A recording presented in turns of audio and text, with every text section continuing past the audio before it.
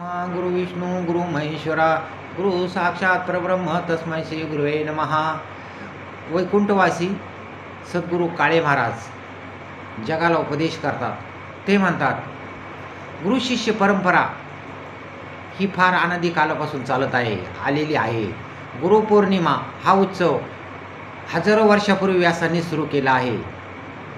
ते म्हणतात, आध्यात्मिक जीवनात जर आपल्याला वाटचाल करायची असेल तर गुरुकृपा हा फार महत्त्वाचा टप्पा आहे। एखादं म्हणून सद्गुरू करायची काय गरज आहे, ही सुंदर जी दुनिया आहे, खायचं प्यायचं मस्त जीवन जगायचं, परंतु सद्गुरूशिवाय ज्ञान नाही, सद्गुरूशिवाय गती नाही, सद्गुरूशिवाय मोक्ष नाही।